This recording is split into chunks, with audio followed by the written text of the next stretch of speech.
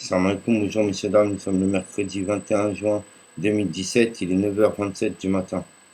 Et je vais lire la Convention pour la prévention et la répression du crime de génocide, approuvée et soumise à la signature, à la ratification ou à l'adhésion par l'Assemblée générale dans sa résolution 260 A3 du 9 décembre 1948, entrée en vigueur le 12 janvier 1951 conformément aux dispositions de l'article 13.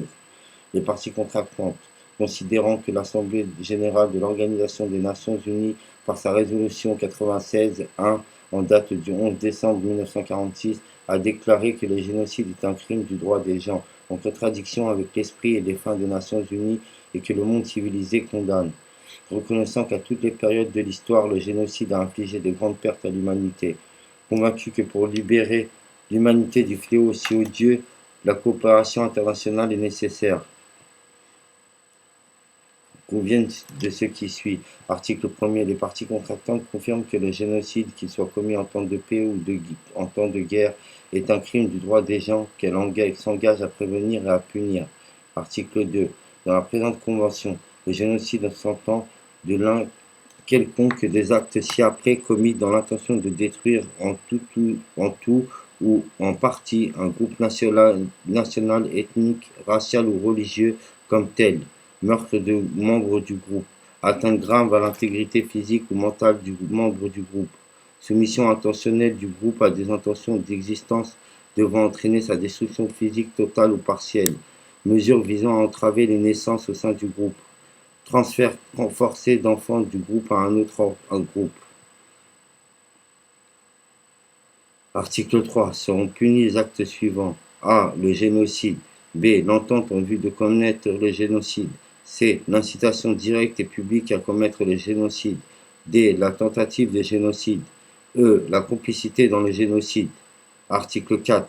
Les personnes ayant commis le génocide ou l'un quelconque des autres actes énumérés à l'article 3 seront punies, qu'elles soient des gouvernants, des fonctionnaires ou des particuliers. Article 5.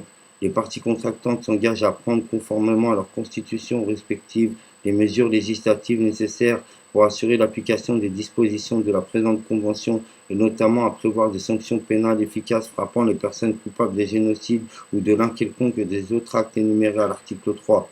Article 6. Les personnes accusées de génocide ou de l'un quelconque des autres actes énumérés à l'article 3 seront traduites devant les tribunaux compétents de l'État sur le territoire duquel l'acte a été commis ou devant la Cour criminelle internationale qui sera compétente à l'égard de celles des parties contractantes qui en auront reconnu la juridiction. Article 7. Le génocide et les autres actes énumérés à l'article 3 ne seront pas considérés comme des crimes politiques pour ce qui est de l'extradiction. Les parties contractantes s'engagent en pareil cas à accorder l'extradition conformément à leur législation au traité en vigueur. Toute partie contractante, article 8, toute partie contractante peut saisir les organes compétents de l'Organisation des Nations Unies afin que ceux-ci prennent, conformément à la Charte des Nations Unies, les mesures qu'ils jugent appropriées pour la prévention ou la répression des actes de génocide ou de l'un quelconque des autres actes énumérés à l'article 3. Article 9. Les différences entre les parties contractantes relatifs à l'interprétation, l'application ou l'exécution de la présente convention, y compris ceux relatifs à la responsabilité d'un État en matière de génocide ou de l'un quelconque des autres actes énumérés à l'article 3, seront soumis à la Cour internationale de justice, à la requête d'une partie aux différends. Article 10. La présente convention, dont les textes anglais, chinois, espagnols, français et russes feront également foi, porteront la date du 9 décembre 1948. Article 11. La présente convention sera ouverte jusqu'au 31 décembre 1949 à la signature au nom de tous membres de l'Organisation des Nations Unies et de tout État non membre à qui l'Assemblée générale aura adressé une invitation à cet effet.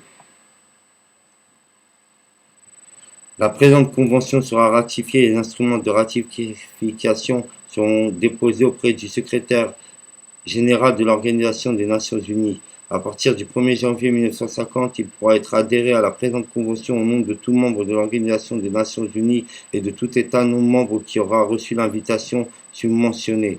Les articles des instruments d'adhésion seront déposés auprès du secrétaire général de l'Organisation des Nations Unies. Article 12. Toute partie contractante pourra à tout moment par notification adressée au secrétaire général de l'Organisation des Nations Unies, étendre l'application de la présente convention à tous les territoires ou à l'un des quelconques des territoires dont elle dirige les relations extérieures. Article 13. Dès le jour où les 20 premiers instruments de ratification ou d'adhésion auront été déposés, le secrétaire général en dressera procès-verbal. Il transmettra copie de ce procès-verbal à tous les membres de l'Organisation des Nations Unies et aux États non membres visés par l'article 11. La présente convention entrera en vigueur le 90e jour qui suivra la date du dépôt du 20e instrument de ratification ou d'adhésion. Toute ratification ou adhésion effectuée ultérieurement à la dernière date prendra effet le 90e jour qui suivra le dépôt de l'instrument de ratification ou d'adhésion. Article 14.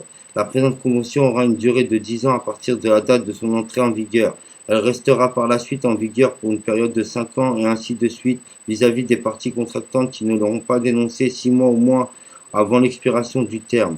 La dénonciation se fera par notification écrite adressée au secrétaire général de l'Organisation des Nations Unies. Article 15. Si par suite de dénonciation, le nombre des parties à la présente convention se trouve ramené à moins de 16, la convention cessera d'être en vigueur à partir de la date à laquelle la dernière de ces dénonciations prendra effet. Article 16. Une demande de révision de la présente convention pourra être formulée en tout temps par toute partie contractante, par voie de notification écrite adressée au secrétaire général. L'Assemblée générale statuera sur les mesures à y prendre s'il y a lieu au sujet de cette demande. Article 17. Le secrétaire général de l'Organisation des Nations Unies notifiera ce qui suit à tous les membres de l'organisation et aux États non membres visés par l'article 11. A. Les signatures, ratifications et adhésions reçues en application de l'article 11. B. Les notifications reçues en application de l'article 12. C. La date à laquelle la présente convention entrera en vigueur en application de l'article 13. Les dénonciations reçues en application de l'article 14. L'abrogation de la convention en application de l'article 15. Les notifications reçues en application de l'article 16. Article 18.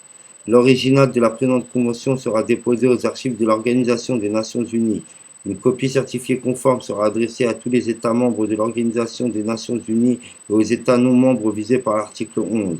Article 19. La présente convention sera enregistrée par le secrétaire général de l'Organisation des Nations Unies à la date de son entrée en vigueur. Salam alaikum.